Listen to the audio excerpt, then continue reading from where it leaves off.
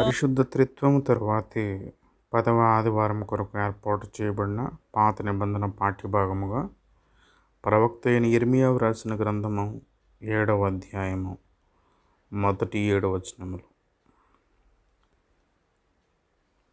యెహోవా యొద్ద నుండి యిర్మీయాకు ప్రత్యక్షమైన వాక్కు. నీవు యెహోవా మందిర ద్వారమున నిలువబడి ఈ మాట అచ్చటనే ప్రకటింపుము. యెహోవాకు నమస్కారము చేయుటకై ఈ ద్వారములలో బడి ప్రవేశించు యూదా వారలారా, యెహోవా మాట వినుడి. సైన్యములకు అధిపతియు ఇశ్రాయేలు యొక్క దేవుడునగు యెహోవా ఇలాగు సెలవిచ్చుచున్నాడు. నేను ఈ స్థలమున మిమ్మును నివసింపచేయునట్లు మీ మార్గములను మీ క్రియలను దిద్దుకొనుడి.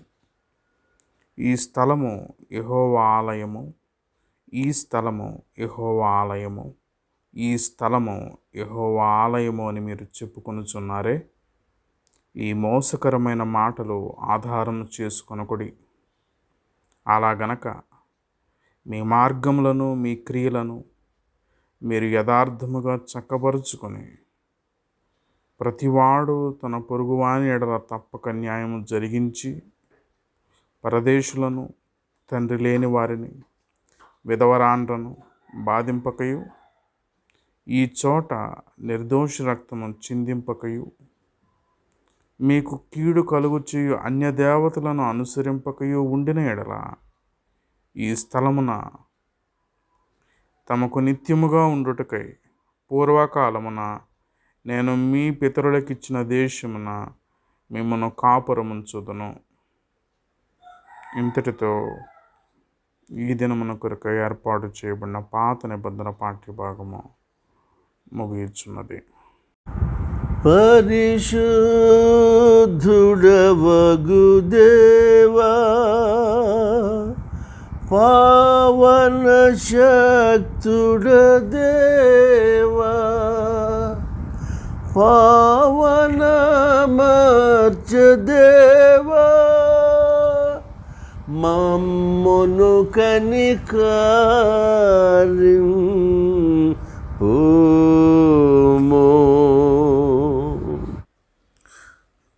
త్రిత్వము తరువాతి 10వ ఆదివారం కొరకు ఏర్పాటు చేయబడిన పత్రిక పాఠ్యభాగము హెబ్రీయులకు వ్రాసిన పత్రిక 3వ అధ్యాయము 7వ వచనము నుండి 15వ వచనం వరకు ఈ విధముగా వ్రాయబడి ఉన్నది.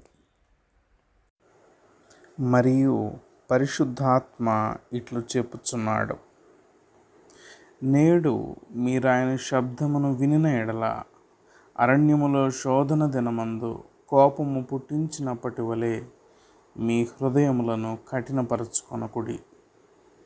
40 సంవత్సరములు నా కార్యములను చూచి మీ పితరులు నన్ను పరీక్షించి శోధించిరి. కావున నేను ఆ తరము వారి వలన విసిగి, వీరెల్లప్పుడూ తమ హృదయాలోచనలో తప్పిపోచున్నారు, నా మార్గములను తెలుసుకొనలేదు. గనుక నేను కోపముతో ప్రమాణము చేసినట్టు వారు నా విశ్రాంతిలో ప్రవేశింపరని చెప్పి తిని. సహోదరులారా, జీవము గల దేవుని విడిచిపోవునట్టి విశ్వాసము లేని దుష్ట హృదయము మీలో ఎవని యందైనను ఒకవేళ ఉండునేమో అని జాగ్రత్తగా చూచుకొనుడి. నేడు మీరాయన శబ్దమును వినిన ఎడల కోపము పుట్టించినప్పటి వలె మీ హృదయములను కఠినపరచుకొనకుడని ఆయన చెప్పెను. గనుక పాపము వలన కలుగు భ్రమచేత మీలో ఎవడునూ కఠినపరచబడకుండునట్లు నేడు అనబడు సమయముండగానే ప్రతి దినమును ఒకనికొకడు బుద్ధి చెప్పుకొనుడి. ఏలయనగా మొదటి నుండి మనకున్న దృఢ విశ్వాసము అంతము మట్టుకు గట్టిగా చేపట్టిన ఎడలనే క్రీస్తులో పాలివారమై ఉందుము. ఇంతటితో ఈ దినమున కొరకు ఏర్పాటు చేయబడిన పత్రిక పాఠ్యభాగం ముగియుచున్నది. హల్లెలూయా హల్లెలూయా హల్లెలూయా.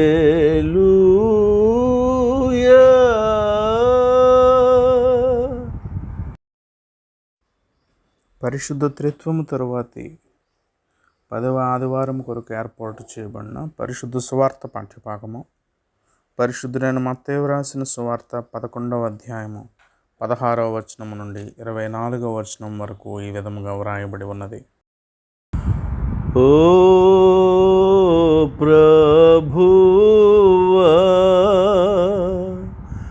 నీకు మహిమా కలుగును గాక.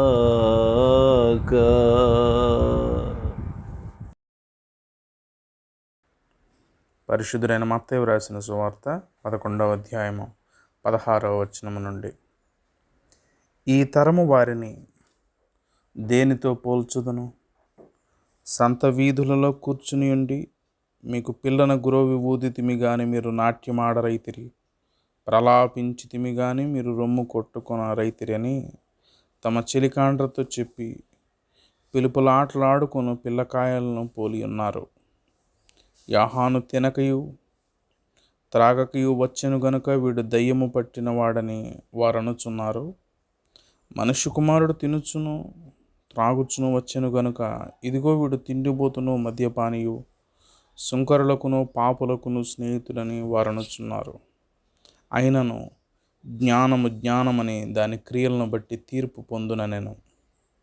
పిమ్మట ఏ పట్టణములలో ఆయన విస్తారమైన అద్భుతములు చేసెనో ఆ పట్టణముల వారు మారు మనస్సు పొందకపోవుట వలన ఆయన వారిని ఇట్లు గద్దింపసాగాను.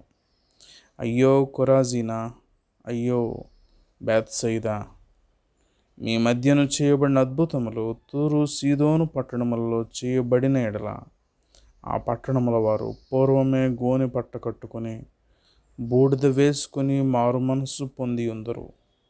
విమర్శ దినమందు మీ గతి కంటే తూరు సీదోను పట్టణముల వారి గతి ఓర్వదగినదై ఉండునని మీతో చెప్పుచున్నాను. కపెర్నహూమా, ఆకాశం మట్టునకు హెచ్చింపబడెదవా? నీవు పాతాళం వరకు దిగిపోయేదవు. నీలో చేయబడిన అద్భుతములు సొదొమలో చేయబడిన ఎడల అది నేటి వరకు నిలిచియుండును. విమర్శ దినమందు నీ గతి కంటే సొదొమ దేశపు వారి గతి ఓర్వదగినదై ఉండునని మీతో చెప్పుచున్నాను. నేను ఇంతటితో ఈ దినమున కొరకు ఏర్పాటు చేయబడిన సువార్త పాఠ్యభాగము ముగియచు. ఓ క్రీస్తు,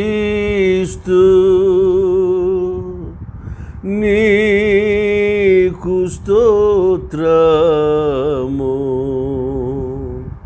కలుగును గాక.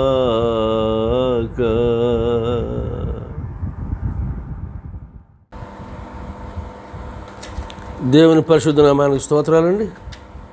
మీ అందరికీ త్రిత్వంలోని 10వ ఆదివారపు ఆరాధన ఆశీర్వాదాలకి ఆహ్వానం చెబుతూ ఇది మన కార్యక్రమం కొరకు ఆయన ప్రసన్నత మనందరి మీద వర్షించడానికి ప్రార్థన చేసుకుంటాం. కృపామయుడు మా పరమ తండ్రి, ఇది వినమానికి స్తోత్రాలు. మమ్మల్ని త్రిత్వం మందు 10వ వారం వరకు మమ్మల్ని నడిపించి మీ దివ్య సంకల్పం మా ఎడల, మా కుటుంబాల ఎడల, మా ప్రాంతాల ఎడల, సార్వత్రిక సంఘం ఎడల మీకు కలిగిన మీ చిత్తము మేమందరము గ్రహించి ఆ మేరకు మేము జీవించి మిమ్మను మీ ఎడల మేము కృతజ్ఞులమే ఉండకు మాకు సహాయం చేయమని, మా శరీర ప్రాణాత్మలను మా మానవ త్రిత్వము మీ పరిశుద్ధ త్రిత్వమునకు పూర్ణముగా లోబడి మిమ్మల్ని హెచ్చించు వారికి మమ్మల్ని దీవించుమని, మీ అభిషేకం మా మీద రానిమ్మని, పరిశుద్ధాత్ముడ మీ చిత్త సంకల్పాలు మాకు మా యందు నెరవేర్చడానికి మీ అభిషేకం మా మీద ఉంటే తప్ప మేము అది చేయలేము కనుక కూడిన మనందరినీ మీ చేతులు పెట్టుకుంటాం.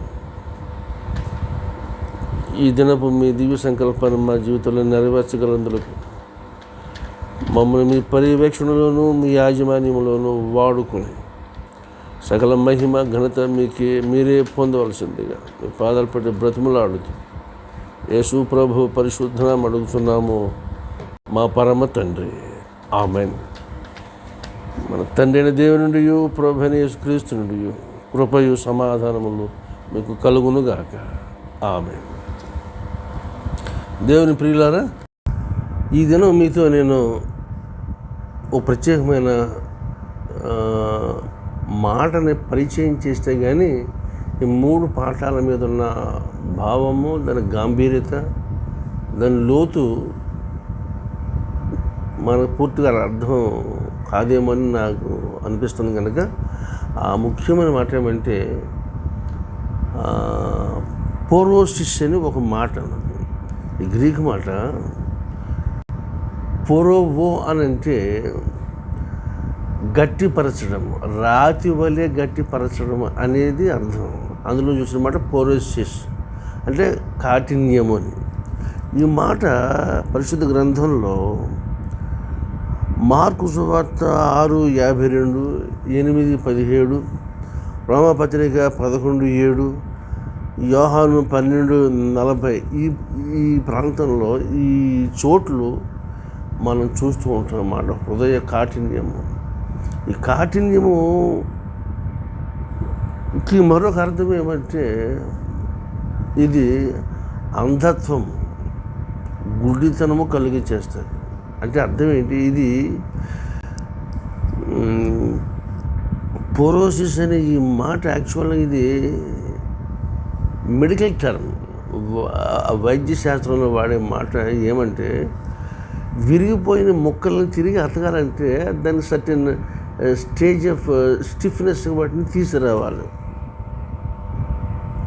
అలా తీసుకొచ్చినప్పుడు ఏమవుతుందంటే ఫ్రాక్చర్డ్ ఎక్స్ట్రిమిటీస్, చితికిపోయి పగిలిపోయి మరి ఉన్నటువంటి ముక్కలన్నిటిని ఒకదానికి చేయడానికి కొంత డిగ్రీలో వాటిని హీటప్ చేసి దాన్ని ఏమంటారు ఆసిఫయింగ్, లేకపోతే కలౌజ్డ్, పెట్రిఫయింగ్ అనే మాట వాడారు ఇంగ్లీష్లో. అందుకని ఇప్పుడు ఏమంటే ఇది చేయడంలో అర్థం ఏంటంటే ఇది తిరిగి అతికించడానికి వీలవుతుంది. నెక్స్ట్ ఇలాగ హార్డ్ అండ్ పీసెస్ వీటిని ఉద్దేశించి మనకు తెలియజేయబడిన సత్యం ఏమంటే కళ్ళలో కనుక ఇది ఈ ఎటువంటి గట్టి పదార్థం చిన్న దాని ఏమంటారు చిన్న పార్టికల్ అడ్డొచ్చినా మనకి చూపుకి కనిపించదు. ఎందుకంటే కంటిపాప ఎంత ఉంటుంది? చిన్న సైజులో ఉంటుంది.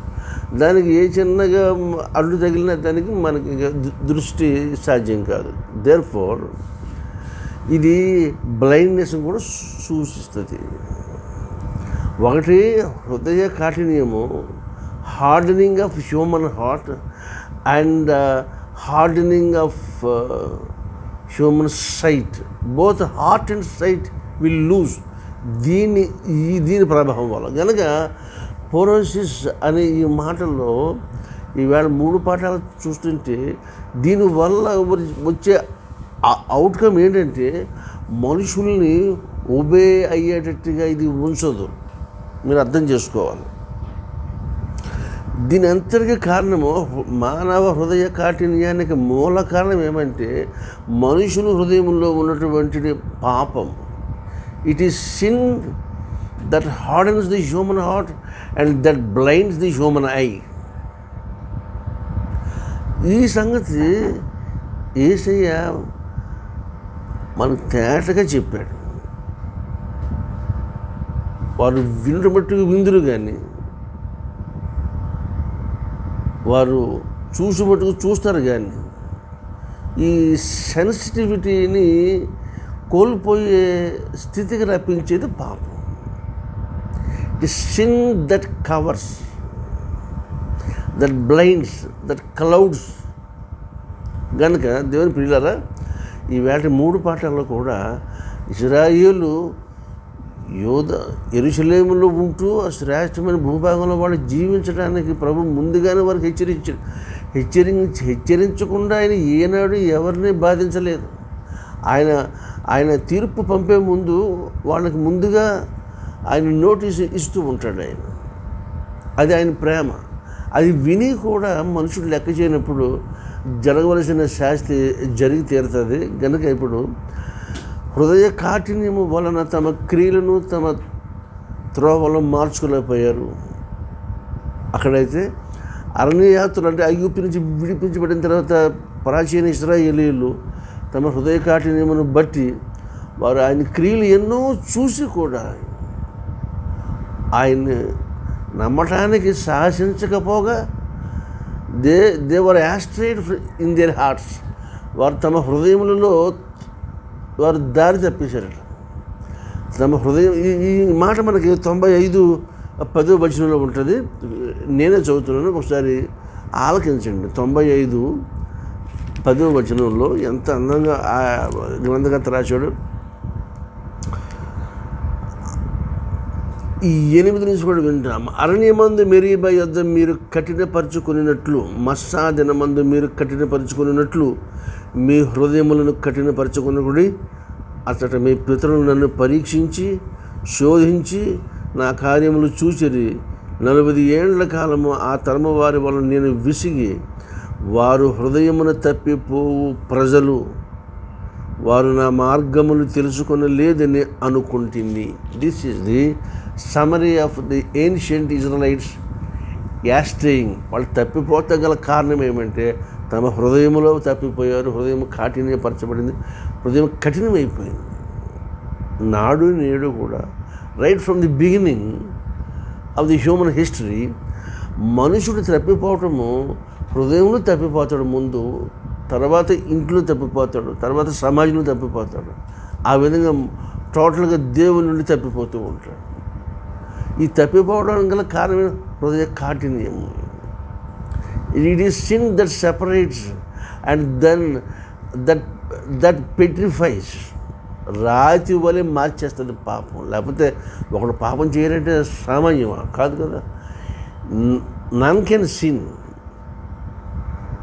ఎప్పుడు వాడు మానవ హృదయం కలిగినంతసేపు, మాంసపు గుండె కలిగినంతసేపు. ఒకసారి ఇతడు పాపం రుచి చూసిన తర్వాత మానవ హృదయం లేక పాపమునకు ఎంకరేజ్ చేసే ఈ రాతి మనస్తత్వం వాడికి వచ్చి పడిపోద్ది. అప్పుడు ఏమవుతుందంటే ఈ వోంట్ కేర్ ఎనీథింగ్ అనమాట, దేన్ని లెక్క చేయడం. కనుక ఇది చివరికి మనిషికి ఎంతవరకు వస్తుందంటే అన్ అన్విల్లింగ్నెస్ టు బీ పర్సుయేటెడ్. ఒక విషయం చెప్పిన తర్వాత దానిని అనుసరించడానికి కూడా హితవు చూపని నైజము, దానిని పొరోసిస్ అంటాం. ఒక విషయం చెప్పా కూడా, గ్రంథంలో రిఫరెన్స్ చెప్పా కూడా దాన్ని చూడడానికి మనసునిచ్చినప్పుడు దాని పేరు అంధత్వం. చాలామంది మన ప్రియులు, మన తాత ముత్తాతల దగ్గర నుంచి బైబిల్ చదువుకునే ఉంటున్నాం, మనకు అర్థం అవ్వట్లేదంటే కారణం ఏమంటే the interpreter of the whole scripture, పరిశుద్ధ లేఖనాన్ని మనకి అర్థవంతం చేసే గ్రంథకర్త అయినటువంటి పరిశుద్ధాత్ముడు మనకి చేరువలో లేకపోబట్టే ఆయన మనకు ఎలా చేరువవుతాడు? మనలో ఆయన కావలసిన అట్మాస్ఫియర్ క్రియేట్ అయితేనే ఆయన మనలోకి చేరతాడు. మనము కఠినంగా ఉన్నప్పుడు ఏం కాదు, మరి ఇంట్లోనే మన విషయాలు ఆలోచన చేసుకుంటే కఠినపరచబడిన వాతావరణం ఉంటే మనసుల్లో బిడ్డలు ఇంట్లో మసలుగలుగుతారా? లైఫ్ పార్ట్నర్స్ ఒకరితో ఒకరు సాఫ్ట్గా వెళ్తారు. కనుక ఈ కఠినపరచబడిన పరిస్థితి ఈజ్ మోస్ట్ డేంజరస్. అందుకని ఈవేళ ఈ ఒక మాట మీరు జ్ఞాపకం ఉంచుకోండి. దీనివల్ల వచ్చే ఉత్పత్తి ఏమంటే అపీతియ, అండ్ అన్విల్లింగ్నెస్ టు బీ పర్సుయేటెడ్. అపీతియ, అపిస్టిస్ అంటే అవిశ్వాసము. ఒకటి అవిధేయత, రెండవది, మూడవది అవిశ్వాసము. ఈ 3 చోట్లు, ఈ 3 మాటలు ఇమిడిపోయినా కనుక ఈ మూడింటికి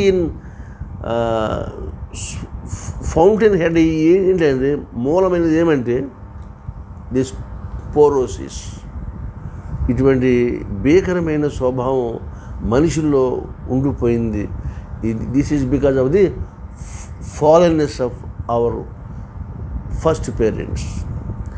అంత మాత్రాన్ని నిత్యము వాళ్ళని ఆడిపోసుకోవటం వల్ల మనకు వచ్చి పడేది ఏమి లేదు. కానీ ఇప్పుడు మన వంతు మన రోల్ మనం ఎట్లా ప్లే చేస్తున్నాం కనుక మనం ఎలాగా దీనిని అవాయిడ్ చేయాలంటే దాన్ని తీయగలిగిన వాడు మన దేవుడు. గుండె చెదరిపోయిన వాడిని బాగు చేస్తాడు, గుండె లేనివాడు గుండె ఇస్తాడు ఆయన. అందులకు దృష్టిని ఇచ్చిన ఆయన గుండె లేనివాడు గుండె ఇవ్వడా. అందుకని God the source of our new heart and our new sight. మనం ప్రతి ఆదివారం పాడుకునే సందేశం అనంతరం పాడుకునే దావీదీయ గీతం మనం పాడుకుంటాం. అందులో స్థిరమైన మనసు నూతనంగా నాకు పుట్టించుము దేవా, నా యందు శుద్ధ హృదయం కలుగు చేయమని పాడుకునే ఆ గానం వెనక ఈ మాట దాగున్నది. ఆవేళ దావీదు సైతము ఈ పోరోసిస్ అనే ఈ ఇన్ఫ్లుయెన్షియల్ శాటనిక్ ఈ అట్మాస్ఫియర్, ఈ ఇన్ఫ్లుయెన్స్ అతన్ని ఆవరించకపోతే ఆ పని చేసుకుంటాడు.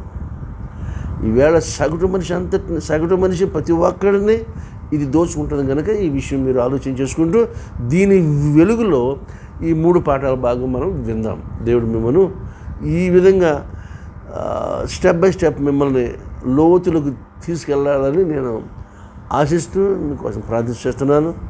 దేవుడు ఆ మేరకు మిమ్మల్ని దీవించుగాక. ఇప్పుడు 3 పాఠాల సంగతి ఏంటనేది మనం ఆలోచన చేసుకుందాం. ఓకేనా? Praise the lord.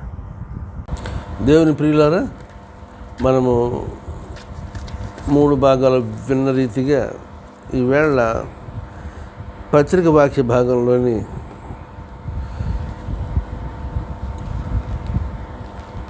ఒక భాగాన్ని నేను మీకు చదివిన తర్వాత ఈ దినపు వాక్య భాగాలు 3 యొక్క ఉద్దేశము, త్రిత్వదేవుని సంకల్పము గ్రహించుకొని ఈ 3 లేఖన భాగాల మీద మనందరికీ తెలిసిన ఛాయలోను ఒక గానం విందాము. ముందుగా వాక్య భాగం చదువుతున్నాను. ఫిబ్రవరిలో రాయబడిన పత్రికలో 3వ అధ్యాయము 13వ వచనం నుంచి నేను ప్రారంభిస్తున్నాను. వాస్తవానికి మనము 7 నుంచి చదువుకోవాలి. 7 నుంచి అనేదానికి మనం మధ్యలో మనం రెఫర్ చేసుకుంటూ ఉంటాము.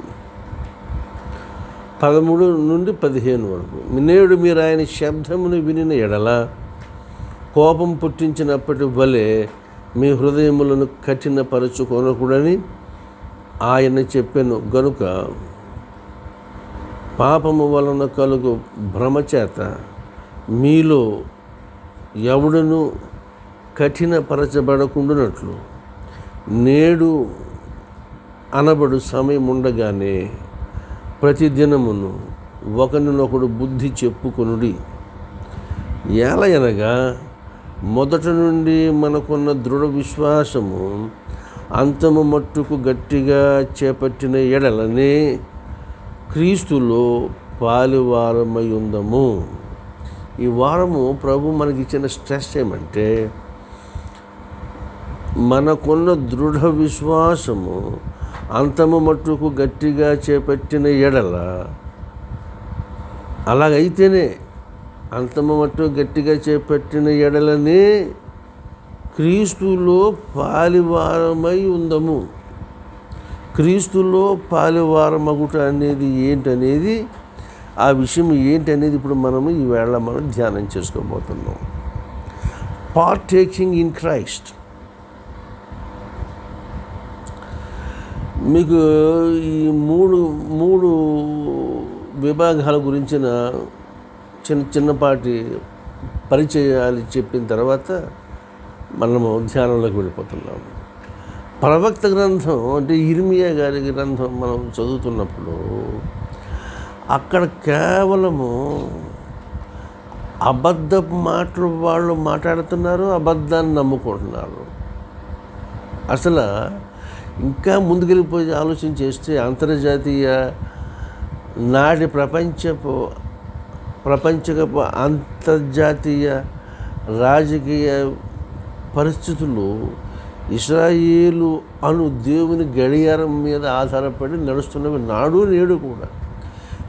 ఇక ప్రభువు తిరిగి వచ్చే పర్యంతము Israel is the clock of God or God's clock on earth. ఈ భూమండలం మీద ఇజ్రాయేలు జాతి దేవుని గడియారమై ఉన్నది. ఆ జాతి యొక్క నడకను బట్టి, దాని తీరుతెన్నుని బట్టి ప్రపంచం యొక్క పోకడను ఆయన మారుస్తూ ఉంటాడు. అంచేత మాకు సంబంధం లేదు, వాళ్ళు ఎవరో ఇశ్రాయేలీలు, మేము భారతీయులు, మేము అమెరికన్లము, మేము బ్రిటిష్ వారు, ఏం పని చేయము. ఎందుకంటే God's clock is the nation of Israel. బిడ్డలారా, ఇర్మియా టైంకి వచ్చేటప్పటికి ఏమైందంటే ఇర్మియా హయాముకి అంటే ఇర్మియా సీన్లో వచ్చేటప్పటికి ఒక 300 సంవత్సరాలు అషూరు ప్రపంచాన్ని రాజ్యం వెళ్ళింది. ఈవేళ మనకి అమెరికా ఏళ్తున్నట్టుగా. This is called the politically hegemony అంటాం. దీని తర్వాత ఒక 1000 సంవత్సరాల క్రితం ప్రపంచాన్ని ఏక సామ్రాజ్యాధిపతిగా ఏలినది ఐగుప్తు. ఈ తర్వాత బబులోను సీన్లో రావడం జరిగింది. విషయం ఏమంటే ఐగుప్తు ఈ అషూరుకి ముందుగా 1000 సంవత్సరాలకి ముందుగా ప్రపంచాన్ని ఏలింది. తర్వాత 3 సంవత్సరాలు అషూరు ఏలింది. ఇప్పుడు ఒక 70 సంవత్సరాలు బబులోను ఏలడానికి రెడీ అవుతున్నది. యూఫ్రటీస్కి ఉత్తరాన్ని అషూరు, దక్షిణాన ఐగుప్తు, మధ్యలో బబులోను రావడం జరిగింది. విషయం ఏమంటే ఇజ్రాయేలు యొక్క అక్రమ జీవితాన్ని, అపవిత్రమైన జీవితాన్ని, అబద్ధపు జీవితాన్ని గురించి ప్రవక్త దేవుని చేత హెచ్చరించబడి దేవుని మాటలు చెప్పబోయి అక్కడికి వెళ్ళని అంటున్నాడు ఆయన. సరిగా వినాలి. అలా చెప్పినప్పుడు ఇర్మియా అలాగే చెప్పాడు ఆయన. ఇర్మియా అంటే అర్థం ఏంటి? ఇర్మియా ఎందుకు పంపించబడ్డాడంటే ఆయన పంపించబడిన కారణాలు 3 రకాలైన అసైన్మెంట్స్ ఆయన మీద పెట్టాడు దేవుడు. ఏమంటే పెళ్ళగించుటకును, విరుగుగొట్టుటకును, నశింపచేయుటకును, పడద్రోయుటకును, కట్టుటకును, నాటుటకును. ఈ 3 ద్విపదులు, 3 జతల మాటలు ఇవి. ఒక జత ఏమన్నాడు? పెళ్ళగించుటకును, విరిగొట్టుటకును, అదొక పెయిర్ ఆఫ్ వర్డ్స్. రెండవది నశింపజేయుటకును, పడద్రోయుటకును. ఇక 3వది కట్టుటకును, నాటుటకును. అంటే అర్థం ఏంటి? ఈ 6 పనులు కూడా ఇర్మియా యొక్క సేవా జీవితం. మేము అక్షర సత్యంగా తన జీవిత కాలంలో చేసిన సేవ 40 సంవత్సరాలు. ఇదే మిషన్. ఈ 6 మాటలే ది మిషన్ ఆఫ్ ఇర్మియా. కాబట్టి ఈవేళ మనకు నియమించబడిన పాఠ్యభాగంలో అంటే 7వ అధ్యాయం ఉందంటే వాళ్ళు పదే చెప్పుకుంటున్నారు. ఏమని? ఇది యెహోవా ఆలయం, ఇది దేవుని ఆలయము, ఇది దేవుని ఆలయము, ఇలా 3 సార్లు చెప్పారు వాళ్ళు. 3 సార్లు అంటే ఒకే విషయాన్ని 3 సార్లు చెప్పడంలో అది ఏదో అక్కడ అది ఖచ్చితంగా స్థిరపడిన మాట ఏమని అనిపించుకునేలాగా వాళ్ళు తృప్తి పడిపోతున్నారు. కానీ అది దేవుని దృష్టిలో అది లెక్కలోకి రాదు. వీళ్ళ అబద్ధపు మాటలు అవన్నీ వాళ్ళు చెప్పకపోతే అది యెహోవా స్థలము కాదా, వాళ్ళు చెప్పినా అది యెహోవాదే అంటే అప్పటికి వీళ్ళు యెరూషలేములోనే ఉన్నారు. వీళ్ళు మందిర ద్వారం దగ్గర నిలబడమని ప్రభు సెలవిస్తే ఇర్మియా చెప్తున్న మాటలు. ఇక్కడ మీకు కొంచెం వెనక్కి తీసుకెళ్తున్నాను. వీళ్ళ చేసిన పనులు ఒకసారి ఆ భాగం విందాము. ప్రవక్త అయిన ఇర్మియా గ్రంథము 7వ అధ్యాయము ప్రారంభం నుంచి 7 మాటలు 7 వచనాల్లో ఉన్న భాగాన్ని ఒకసారి జ్ఞాపకం చేసుకుంటే నేను ముందుకెళ్తాను ఇక మీ కొరకు. యెహోవా యుద్ధ నుండి ఇర్మియాకు ప్రత్యక్షమైన వాక్, నీవు నిలువబడి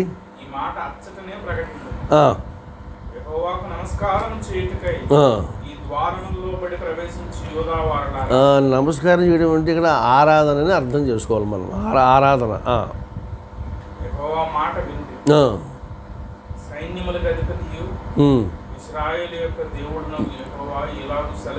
సెలవిచ్చుచున్నాడు. ఈ స్థలమున మిమ్మల్ని నివసింపచేయనట్లు మీ మార్గములను మీ క్రియలను దిద్దుకొనుడి. యెహోవాలయము, ఈ స్థలము యెహోవాలయము, ఈ స్థలము యెహోవాలయమని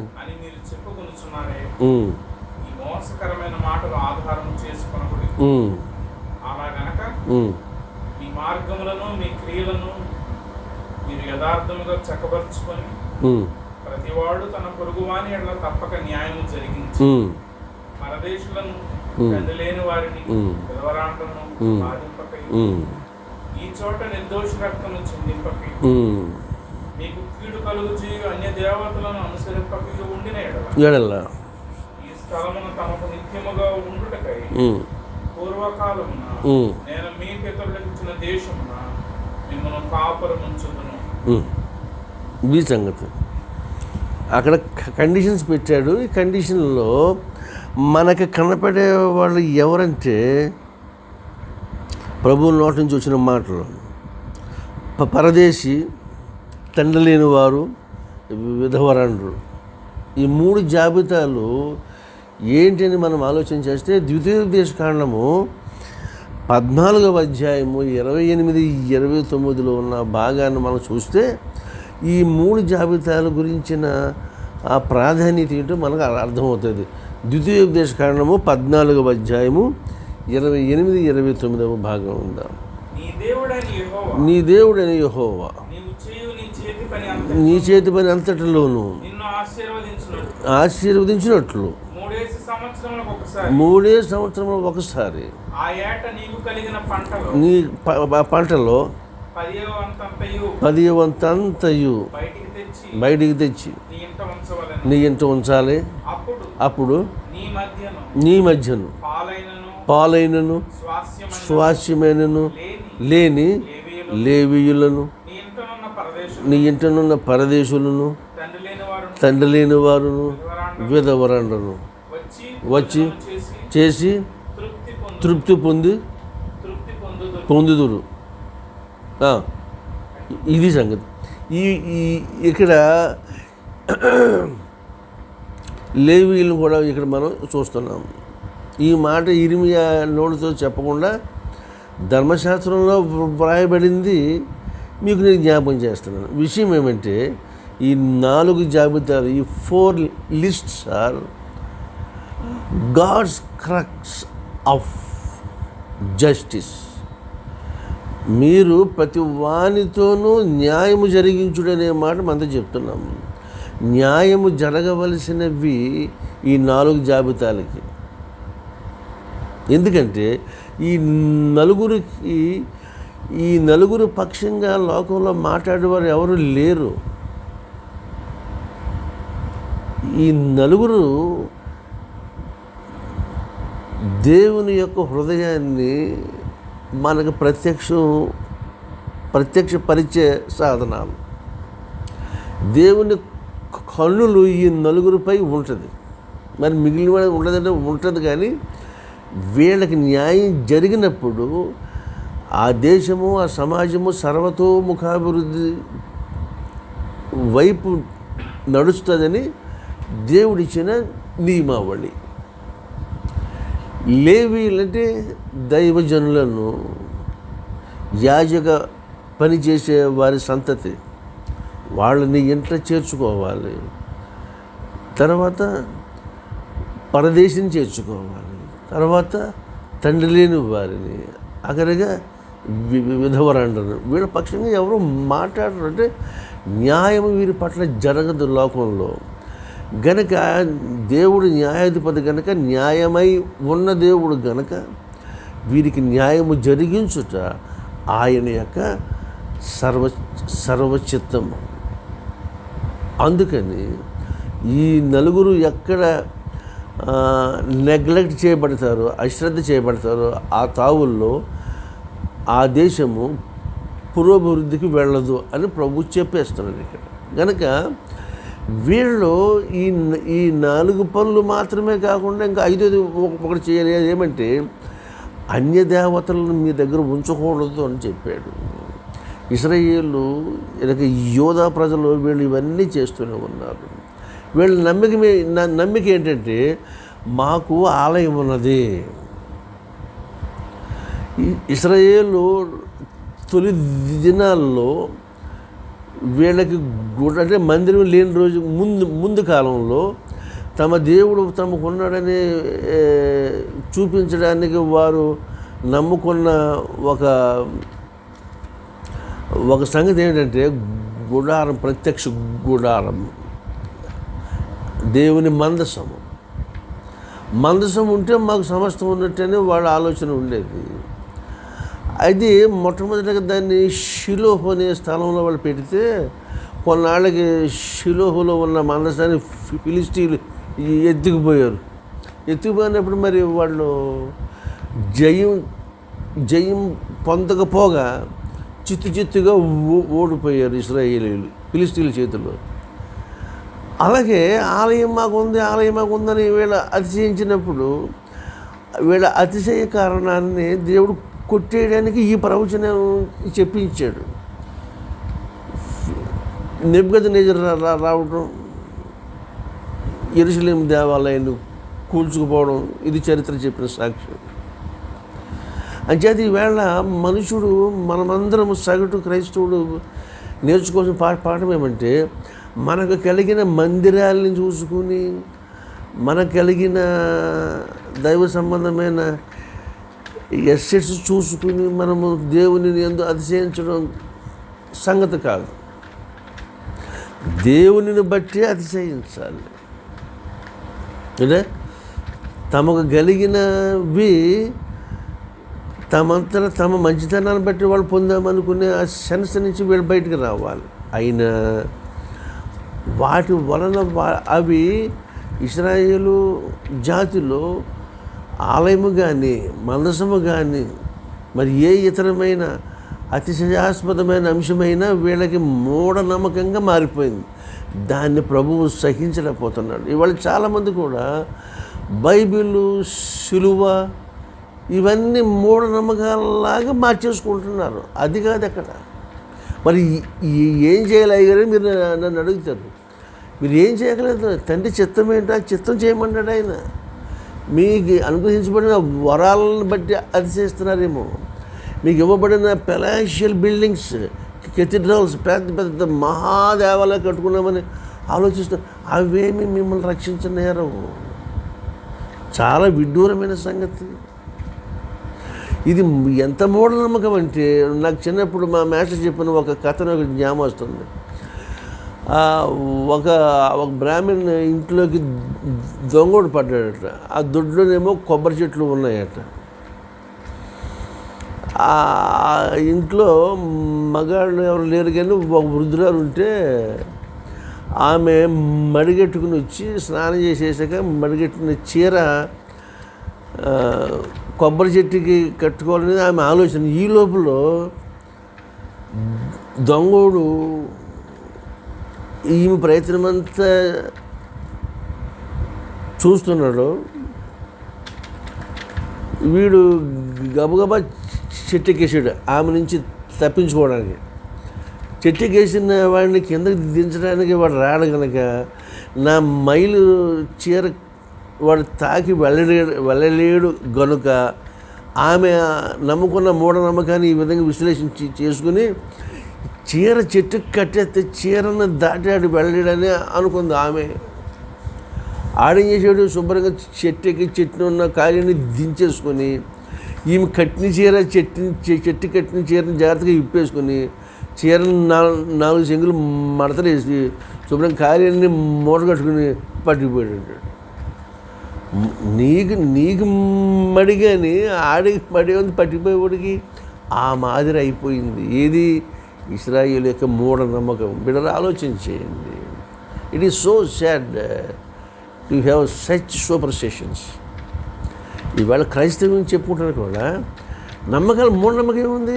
నూనె ఏంటిది ఈవేళ అద్భుతాలు మూఢనమ్మకం అయిపోయింది. తప్పది. నువ్వు దేవుని దాతని బట్టి అతిశయించు. కానీ ఈ సందర్భంగా కీర్తన 20వ కీర్తన 7వ వచనం విందాము ఒకసారి. సంకీర్తన 27. మనకి దాత అనబడుతున్న దేవుని బట్టి అతిశయించాలి. కొందరు రథములను బట్టి, కొందరు గుర్రములను బట్టి అతిశయపడుదురు. మనమైతే మన దేవుడైన యెహోవా నామమును బట్టి ఇది సంగతి. This is the cream of boasting. అతిశయించవచ్చు. దేన్ని బట్టి? అర్థం లేనిటి బట్టి కాదు. మనకి అనుగ్రహించబడిన ఈవులను బట్టి అతిశయించకూడదు. ఈవులు ప్రదాత అయినబడుతున్న మన దేవుని బట్టి అతిశయించాలి. ఈవులను చూసి నమ్ముకునే వాళ్ళు అన్యులు. ఈవుల ప్రదాత అయిన దేవుని బట్టి అతిశయించే వాళ్ళు క్రైస్తవులు. ఈ మేరకి ఇశ్రాయేలుకు పాఠం చెప్తానికి ఈ పాఠం చెప్తాను. ఇంతకీ ఈ వాగ్దాన భూమిలో మీరు బతకాలంటారా? ఈ పనులు చేయమన్నాడు. మీ మార్గాలు మీ క్రియలు దిద్దుకోమన్నాడు. ఏమండి, ఇక్కడ ఆలయం అన్న వెంటనే ఆలయం ఒక బయట స్వరూపం కాదు ఇక్కడ అర్థం. లోన జరిగే పెర్ఫార్మెన్స్. ఆలయము లోపల జరిగే కార్యక్రమాన్ని సూచించే నిమిత్తమే ఇక్కడ ఈ ఆలయం అనే మాట వాళ్ళు 3 సార్లు చెప్పారు. అంటే ఆలయంలో జరిగేదంతా కూడా మోసము జరుగుతున్నది, భక్తి జరగట్లేదు అని ఇక్కడ స్పష్టం చేసేసాడు దేవుడు. కనుక నీవు ఈ భూమిలో నువ్వు నివసించాలంటే ఈ పైన చెప్పినవన్నీ నువ్వు ఫుల్ఫిల్ చేసుకెళ్ళాలి అని ప్రభు చెప్తున్నాడు. ఎందుకంటే ఇక్కడ జీవించడం, ఈ స్థలమందు నీవు బతకాలని బతుకుటకు ఈ సెలవులు నీవు జీవించడం అనే ఈ మాట ఉందే. జీవించడం అనేది ఇశ్రాయేలు పట్ల దేవుని మహిమలో వాళ్ళు జీవించడం అంటే నివసించడానికి కావలసిన ఏర్పాటు ఆయన చేశాడు. ఏమంటే పైన చెప్పినవన్నీ చేసుకొచ్చినప్పుడు ఈ వాగ్దాన భూమి మన పడుతున్న ఈ దేశంలో నీవు నిశ్చింతగా జీవిస్తావు, నిన్ను జీవింప చేస్తానని ప్రభు ఇస్తున్న వాగ్దానం. ఇక్కడ జీవించడానికి షాకాన్ అనే ఒక మాట వాడింది. షాకాన్ అంటే జీవించడం, టు సెటిల్ డౌన్ అని. ఈ షాకాన్ నుంచి వచ్చిన మాట షకీనా, మహిమ. సర్వశక్తి అయిన దేవుని మహిమను హీబ్రూలో షకీనా అనే మాట మనం వింటూ ఉంటాం. షకీనా మహిమ అంటే నీవు మహిమలో జీవించడానికి, నీవు మహిమలో ఉండుటకును నీకు విధించిన షరతు ఏమంటే ఈ పైన చెప్పినవన్నీ చేసుకెళ్ళాలని ప్రభు స్పష్టంగా చెప్పాడు. అట్లు కాకపోతే నీకు ప్రవాసం తప్పదు. నువ్వు ఇతర దేశాలకి చెరలోకి వెళ్ళిపోతావు అని ప్రభు చెప్తున్నాడు. ఓకేనా? ఇది ఇర్మియా ప్రవక్త చెప్తున్న మాట యొక్క సందేశము. దీనికి తర్వాత మనము హీబ్రూ పత్రిక వింటున్నాము. హెబ్రీలకు రాయబడిన పత్రికలో అక్కడేం చెప్పాడంటే మనుషులు యిర్మీయా కాలం నాటి ప్రజలేమో అబద్ధపు మాటలు మోసం చేస్తున్నారు వాళ్ళు. ఈ పత్రిక హెబ్రీ పత్రిక ఇది నీరో చక్రవర్తి, డొమిషియన్ చక్రవర్తి, ఈ రోమ్ చక్రవర్తులు పెట్టిన శ్రమలకి యోధ క్రైస్తవులు అంటే ఇశ్రాయేలీయులైన వారిలో యేసు ప్రభుని రక్షకునిగా అంగీకరించిన వారు ఉన్నారే, వాళ్ళకి వచ్చిన అభద్రతా భావం ఏమంటే యేసుని నమ్మిన వాళ్ళని రోమ్ చక్రవర్తులు, రోమ్ ప్రభుత్వము హింసిస్తుంది, ఘోరంగా హింసిస్తుంది, కొంతమందిని చంపించేస్తుంది. ఇది మా వంతు వస్తుంది మా దగ్గరికని ఈ ఇశ్రాయేలీయ విశ్వాసులు లేక హెబ్రీ క్రైస్తవ విశ్వాసులు ఆందోళన చెంది వీళ్ళు తాము విడిచి వచ్చిన యోధ మతం వైపు వెళ్ళిపోయే సందర్భంలో ఈ మాట గ్రంథకర్త మనకు చెప్తున్నాడు. ఏమనంటే మీరు హృదయం కఠినపరుచుకున్నారు కదా 40 సంవత్సరాలు మీ పూర్వీకులు. వాళ్ళు తమ హృదయ కాఠిన్యం వలన 40 సంవత్సరాలు చేసిన ప్రయాణంలో వాళ్ళు అక్కడ రాలిపోయారు. ఇప్పటిక మీరు అది చేయొద్దు. ఇక మీరు ఎందుకంటే మన టార్గెట్ ఏమంటే క్రీస్తులో మనం పాలువారం అవ్వాలి. Hour aim is to participate in Christ. క్రీస్తులో పాలువారం అంటే ఏంటనేది అర్థం ముగింపుకు వచ్చేటప్పటికి మీకు అర్థమవుతుంది. ఇప్పుడు వీళ్ళు ముందున్నది ఒక గోల్ గ్రంథకథ చెప్తున్నాడు. మీరు క్రీస్తులో పాలువారై ఉండాలని చెప్తున్నాడు. ఈ పాలువారముగా ఉండటానికి వీల్లేని అపసవ్యమైన స్థితి ఏమంటే మన లోకంలో పాపం ఉన్నది. పాపము మనుషులకు భ్రమ కలిగిస్తుంది. ఆ భ్రమని నమ్ముకుని భ్రమల మధ్య విశ్వాసులు శాశ్వతమైన బహుమానాలు పోగొట్టుకుంటారు. జాగ్రత్త, మీ హృదయాలు కఠినపరచుకోకండి, చెప్తున్న మాట ఆలకించండి అని చెప్తున్నారు. కఠినపరుచుకుంటే జరిగేది ఏంటో ఒకసారి చూద్దామా. సామెత గ్రంథం 28వ అధ్యాయము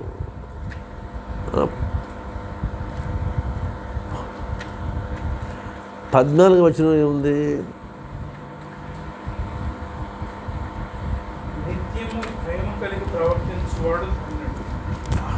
13 అండి.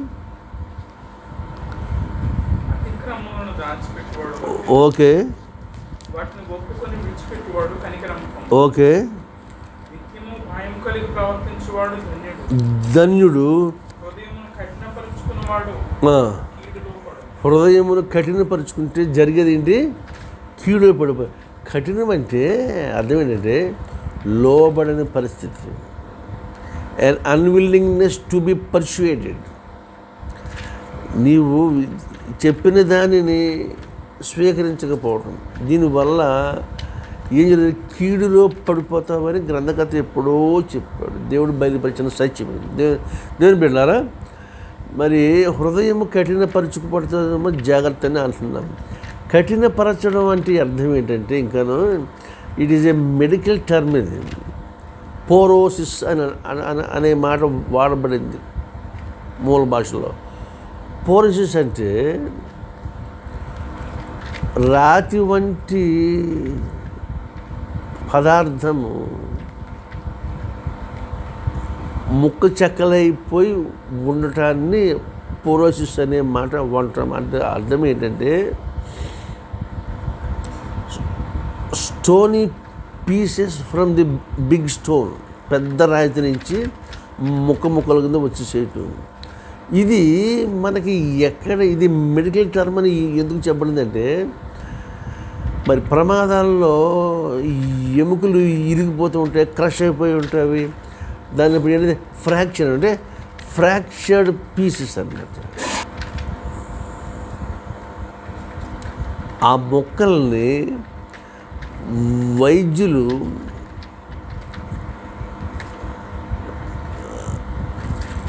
ఒకదానికొకటి చేర్చి తిరిగి ఆ విరిగిపోయిన నలిగిపోయిన ఆ ఎముకని బాగు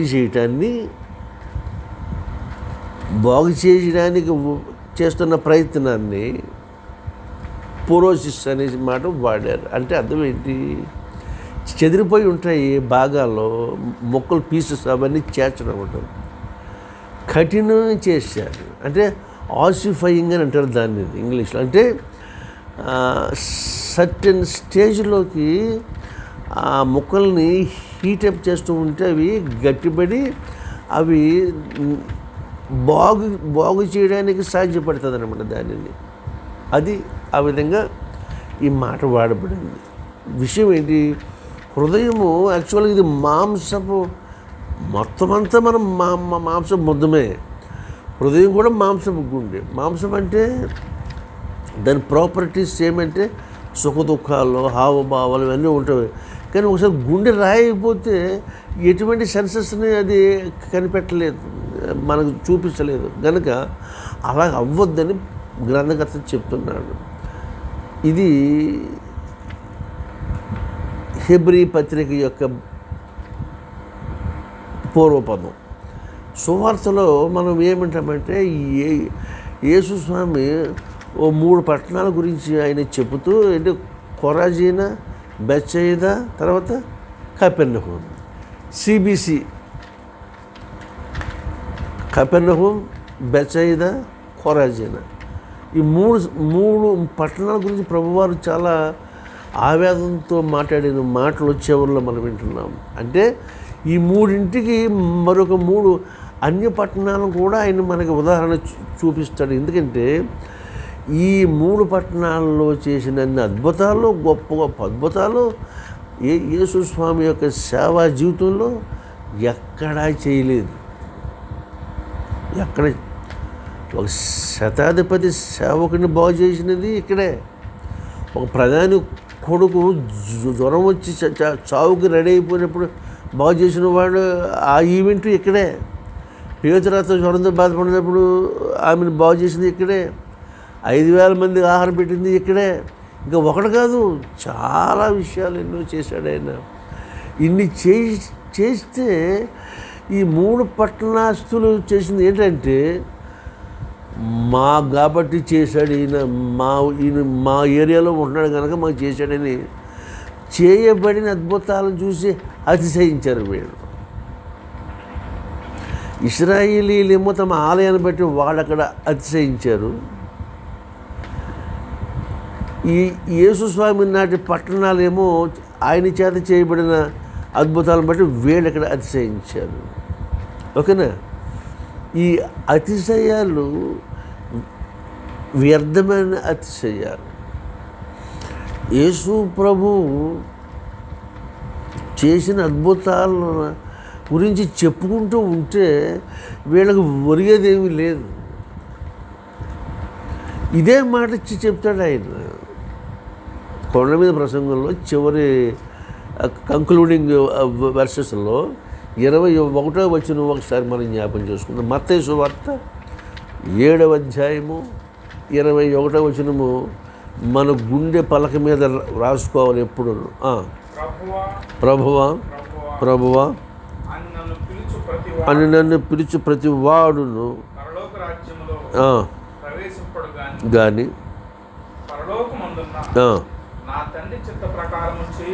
చేయువాడే చూచి ప్రభువా ప్రభువా మేము ప్రవచించామండి, మీ నామంలో ప్రవచించాము, దెయ్యాలు వెళ్ళగొట్టాము, చేయలేదే చెప్పుదురు. అప్పుడు నేను మిమ్మల్ని ఎన్నడూ ఎరుగను, అక్రమం చేయువారులారా నా యొద్ద నుండి పొండని వారితో చెప్పుదును. కాబట్టి ఈ నా మాటలు విని వాటి చొప్పున చేయు ప్రతివాడును బండ మీద తన ఇల్లు కట్టుకుని బుద్ధిమంతుని పోలి ఉండును. చాలండి. ఇక్కడ విషయం ఏంటంటే ఆయన చేసిన అద్భుతాలు, ఆయన పేరట వరములు కలిగిన వారు చేసిన అద్భుతాలు, చెప్పిన ప్రవచనాలు, సూచక్రియలు, వీటి వల్ల వీటిని ప్రస్తావించడం, వీటి చెప్పుకోవడం వల్ల ఏం ప్రయోజనం లేదని స్వయంగా ప్రభు చెప్పిన మాట ఇది. మరి ఏది ప్రధానం అంటే ఆయన ఏం చెప్పాడో అది చేయండి. మీకు కలిగినవి మీకు మీ మంచితనాన్ని బట్టి కాక ఆయన ఉచిత కృపచేత అనుగ్రహించబడిన అవి ఆలయాలే కావచ్చు, వరాలే కావచ్చు, ఆస్తులే కావచ్చు, బిడ్డలే కావచ్చు, రకరకాలైన ఏవైనా ఈవులు కావచ్చు, వాటి యందు అతిశయించడము మనుషులకి నాశనం తప్ప దీవెన కాదు. ఇశ్రాయేలు ఎన్ని మార్లు పరదేశాలు పాలైపోయారు. కారణం ఏమంటే వాళ్ళ 2 ప్రధానమైన ఘోర పాపాలు వాళ్ళు చేశారు. మొదటిది విగ్రహారాధన, రెండవది అవిధేయత. అవిధేయతని మూలంలో అపీతి అని ఒక మాట దాని ఏంటంటే an unwillingness to be persuaded, unbelief, hypocrisy, వేషధారణ, అవిధేయత, అపవిత్రత. ఈ 3 కూడా ఈ 3 పాఠాల్లోనూ ఉన్నాయి మనకి. ఈ 3 వల్ల మనుషు హృదయము మాంసపు గుండెగా ఉండదు, అది రాయి అయిపోతుంది. ఒక ఘోరమైన కృత్యం చేయాలంటే మనుషుడు తన గుండెను రాయి చేసుకుంటే కానీ ఆ ఘోరమైన పని వాడు చేసి రాడు. హత్య కానీ, దొంగతనం కానీ, వ్యభిచారం కానీ, ఏదైనా మీరు ఏమన్నా అనుకోండి, ఏది చేయాలన్నా మనుషుడు మనిషిగా మానవ హృదయం ఉన్నంతసేపు వాడు ఘోరమైన పని వాడు చేయలేడు, చేతిలారా చేయలేడు. ఎందుకంటే human heart pricks human soul. మానవ గుండె మానవ హృదయాన్ని గుచ్చుతూ ఉంటుంది. అరే అది చేయకూడదు, వద్దు వద్దు వద్దు అంటారు. ఎప్పుడైతే ఒకసారి మనుషుడు రాయి చేసుకుంటాడో చేయరాని అన్నీ చేయడానికి వాడు సాహసిస్తాడు. కాబట్టి హృదయము కఠినము చేసుకోవడంలో ఉన్న ప్రమాదం ఇది అని చెప్పడానికి వేళ 3 పాఠ భాగాల్లోంచి ప్రభు మనతో మాట్లాడుతున్నాడు. అద్భుతాలు చూసి అతిశయించిందే కానీ ఆ 3 పట్టణాల్లో వాళ్ళు మారు మనసు పొందలేదు. అద్భుతాలు పట్టణాలకి ఆయువు పట్టు కాదండి, మారు మనసు పొందడము ఆయువు పట్టు. ఆలయం ఉంది, మాకు పర్వాలేదు అనుకుని అతిశయించారు ఇశ్రాయేలీయులు. అంతకు ముందున్న అంటే ప్రాచీన ఇశ్రాయేలీలకు వాళ్ళకి మందసం ఉంటే మాకు సర్వం ఉన్నట్టు అనుకున్నారు. మందసం ఉంటే ఏమీ లేదు, ఆలయం ఉంటే ఏమీ లేదు. ఉండవలసిన ఆయన ఉండాలి. ఓ గొప్ప గొప్ప మందిరాలు మనకు లేవో ఉన్నాయి. మందిరం మీద చూసి అతిశయపడి ఎంతమందో ఉన్నారు. మేము పలానా గొప్ప చర్చిలో మేము సభ్యులం అనుకుంటాం. సుఖమేంటి? ఒకడు సర్వలోకాన్ని సంపాదించుకుని ప్రాణం పోగొట్టుకుంటే ఎంతో, గొప్ప మందిరంలో మెంబర్షిప్ కూడా అంతే. నీకు ఒరిగిపడేది ఏమీ లేదు. కాకపోగా నీవు అపహాస్య పాలవుతావు. దేవుని బిడ్డ ఆలోచించేయి. ప్రభు చెప్పేది ఏమంటే వీటన్ని నువ్వు ఏమేమి అతిశయిస్తున్నావో నీ అతిశయ అంశములన్నిటికీ మూలం ఎవరైనంటే దేవాతి దేవుడు. గనక అతిశయించువాడు దేనిని బట్టి అతిశయించాలని అంటే ప్రవక్త చెప్తున్నాడు. ఇదే ప్రవక్త ఇర్మియా గ్రంథం 9వ అధ్యాయము 23వ వచనం.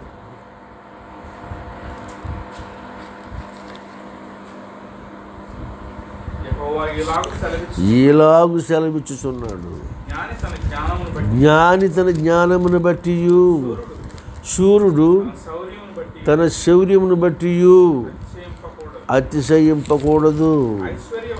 ఐశ్వర్యవంతుడు తన ఐశ్వర్యమును బట్టి అతిశయింపకూడదు. అతిశయించువాడు దేవుని బట్టి అతిశయింపవలెననగా భూమి మీద భూమి మీద కృప చూపుచు కృప చూపుచు నీతి న్యాయములు జరిగించుచున్నాడు. యెహోవాను నేనే అని గ్రహించి నన్ను పరిశీలనగా తెలుసుకున్నను బట్టి అతిశయింపవలెను. అట్టి వాటిలో దేవుడు ఆనందించువాడని యెహోవా సెలవిచ్చుచున్నాడు. నూతన నిబంధనల అపోస్తలుడైన పౌలు గారు కూడా ఇదే సెన్స్తో చెప్తున్న మాట. 2వ కొరింథీ పత్రిక, కొరింథీలకు రాయబడిన 2వ పత్రిక 10వ అధ్యాయము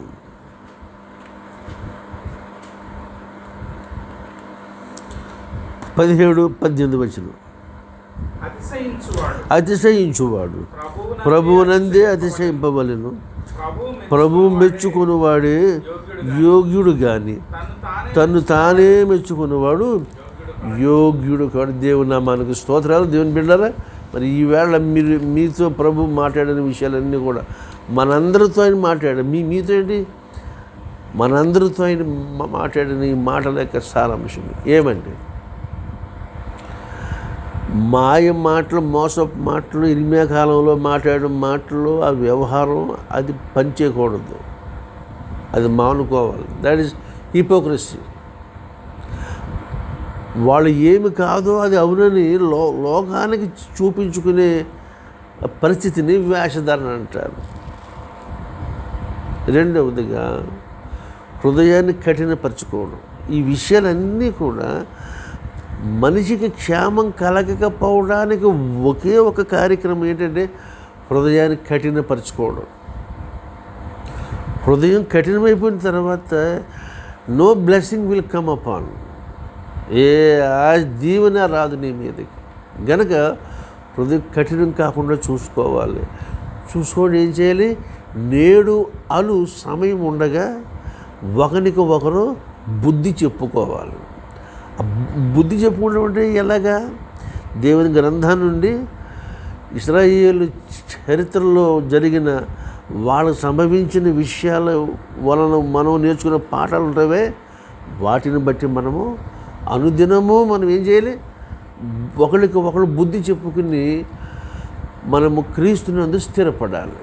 ఈ 3 భాగాల నుంచి కూడా మీకు విషయం చెప్పాం. విషయం ప్రభు తెలియజేశాడు. కానీ కొరాజీనా, బెత్సయిదా, కపెర్నహూము ఈ 3 పట్టణాలకి అవతల ఒక 3 అన్య పట్టణాలు చెప్పాడు. అవేంటివి? తూరు, సీదోనును, సొదొమ, గుమ్మారాలు. వాళ్ళకి దేవుడు లేడు అక్కడ. Those 3 cities were godless. ఈ 3నేమో they are the cities of God, దేవుని పట్టణాలు ఇవి. కపెర్నహూము అంటే ఏంటి? కపెర్నహూము గురించి చెప్పడము అది ఒక పెద్ద సబ్జెక్ట్ అవుతుంది. యేసు స్వామికి సేవా కేంద్రంగా కపెర్నహూము ఆయన మార్చుకున్నాడు. That is city situated on the international highway. ఆ కపెర్నహూము గురించి ఇందాక మీకు చెప్పిన మాటలు మళ్ళీ జ్ఞాపకం చేసుకోండి. గనక మనము ఆయన చేసిన అద్భుతాలను బట్టి, సూచక్రియను బట్టి మనం ఏం చేయాలి? మారు మనసు పొందాలి. ది అట్మోస్ట్ ఇంపార్టెంట్ రిక్వైర్మెంట్, అత్యంత ఉత్కృష్టమైన ప్రాధాన్యమైన సంగతి ఏమంటే మారు మనసు పొందాలి. ఆలోచించేయండి. మారు మనసు అంటే it's not a one time program. మనకి ఈవేళ క్యాబ్లో, ఆటోలు వాటిని బుక్ చేసుకుంటే వాడు ఏదో ఓటీపీ నెంబర్ ఇస్తాడు, అదోసారి చేత అయిపోతుంది. ఇది ఇక్కడది ఓటీపీ లాంటిది కాదు. ఇది it's not a one time event. It must be a continuous event. ఏంటిది? మారు మనసు అనేది స్టార్ట్ అవుతుంది.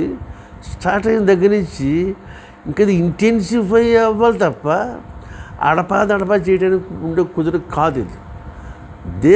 అక్కడ సగటు విశ్వాసి ఇతర విశ్వాసుని ప్రభావితం చేస్తాడు టువర్డ్స్ బ్లెస్సింగ్. అందుకని ఈ గొప్ప సంగతులు మనము వినడానికి ప్రభువారు మనకి ఇచ్చిన ఈ 10వ ఆదివారపు త్రిత్వంలోని 10వ ఆదివారం పైన దివ్య సంకల్పం ఏమంటే, మనం హృదయం కఠినం చేసుకుంటే మనము క్రీస్తులో పాలువారం కాదు. ఇప్పుడు క్రీస్తులో పాలువారం అంటే ఏంటి? క్రీస్తులో పార్టేకింగ్ ఇన్ క్రైస్ట్ అంటే partaking in the Christ event. క్రీస్తు ఆయన మరణ పునరుద్ధానాలను, ఆరోహణం, తిరిగి ఆయన మళ్ళీ వచ్చినప్పుడు ఆ నీతి గల పరిపాలన అంటే తండ్రి చిత్తము నెరవేర్చడంలో క్రీస్తు అవతారమందు ఏమేమి చేశాడో, ఆరోహణం అయిన తర్వాత తిరిగి వచ్చినప్పుడు ఏం చేస్తాడో, ఈ రెండు విషయాల్లో కూడా యథార్థమైన విశ్వాసికి ఆయన పాలి భాగస్థులుగా చేస్తాడు. ఆయన అంటే taking share in his glory. క్రీస్తు మహిమలో మనము మన వంతు మహిమ ఆయన మనకి ఇస్తాడనమాట. That's called the partaking. కలిసి భోంచేయడం అంటే అదే అర్థం, ఫెలోషిప్.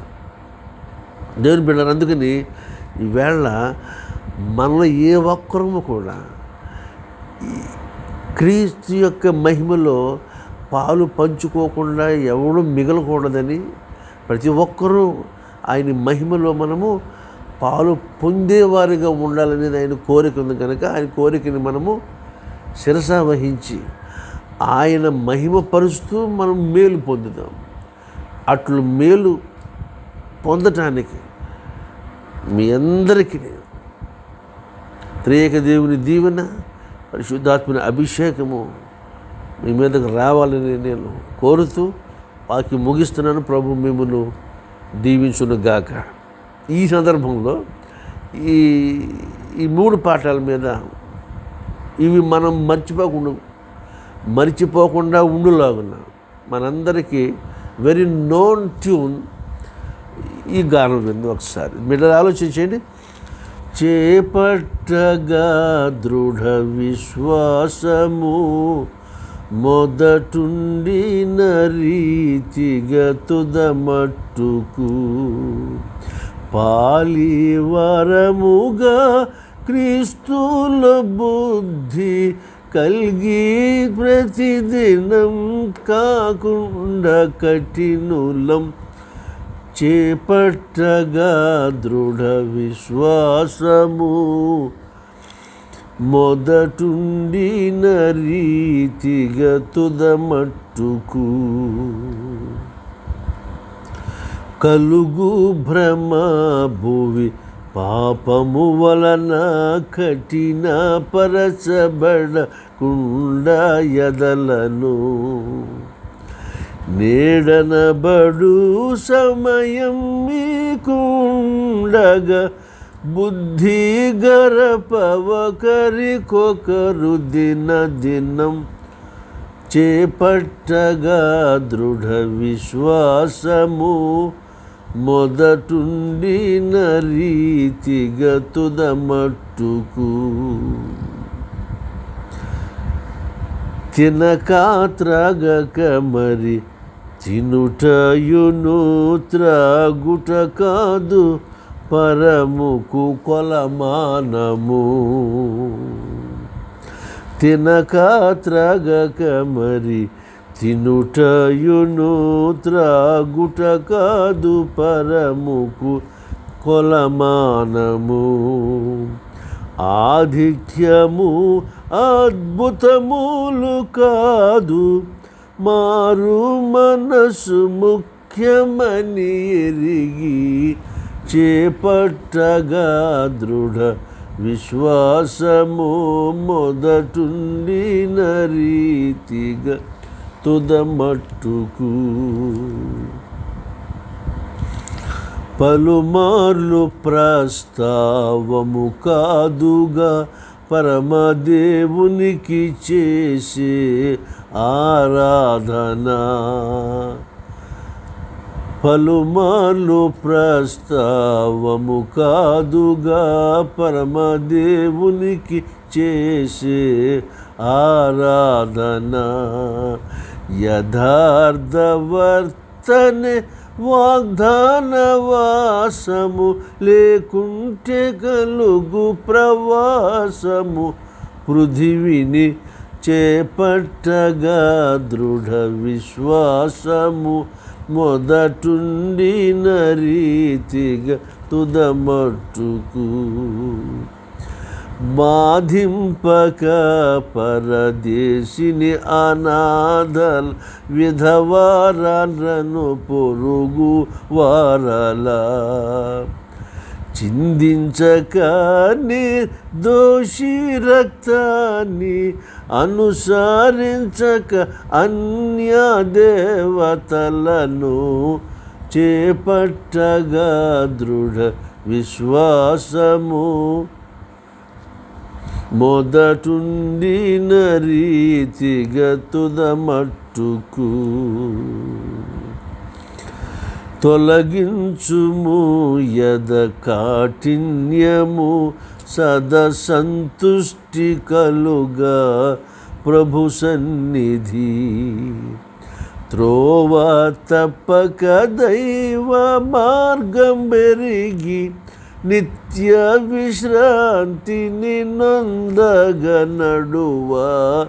చేపట్టగా దృఢ విశ్వాసము, మొదటుండిన రీతిగా తుదమట్టుకు. దుష్ట హృదయం మీలో ఉండునేమోయని చూచుకొనుడి జాగ్రత్తగా. దుష్ట హృదయం మీలో ఉండునేమోయని చూచుకొనిడి జాగ్రత్తగా. సజీవ దేవుని విడిచే హృదయము, లేకుండా మెళకువ కలిగియుండుము. చేపట్టగా దృఢ విశ్వాసము, మొదటుండిన రీతిగా తుదమట్టుకు. పాలివారముగా క్రీస్తులో బుద్ధి కల్గి, ప్రతిదినము కాకుండా కఠినులం. చేపట్టగా దృఢ విశ్వాసము, మొదటుండిన రీతిగా తుదమట్టుకు. సమస్త జ్ఞానించే దేవుని సమాధానము యేసుక్రీస్తు వల్ల మీ హృదయంలో తలపలకును కావలిండును గాక. ఆమేన్.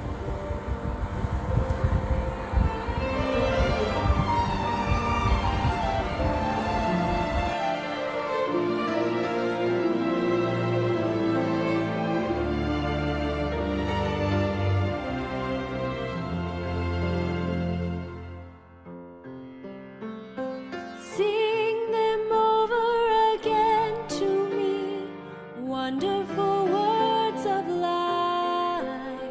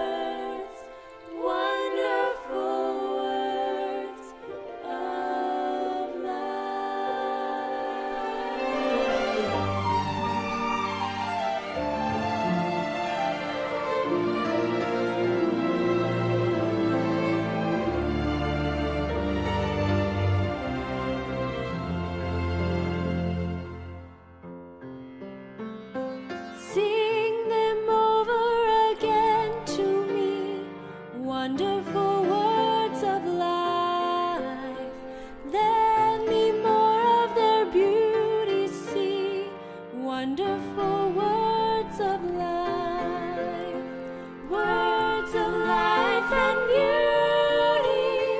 Teach me faith and duty.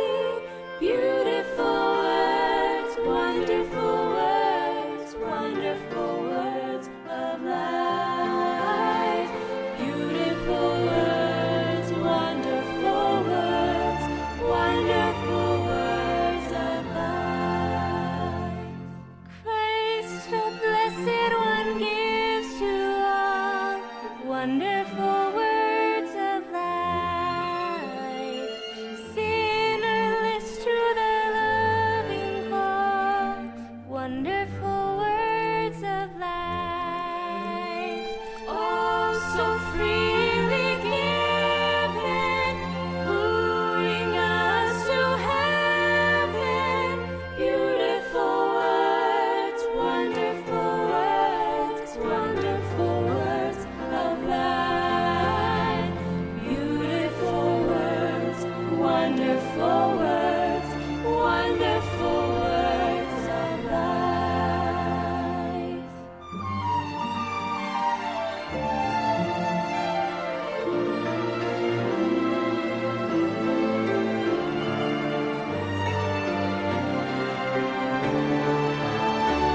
Sweetly echo the gospel call, wonderful words of life.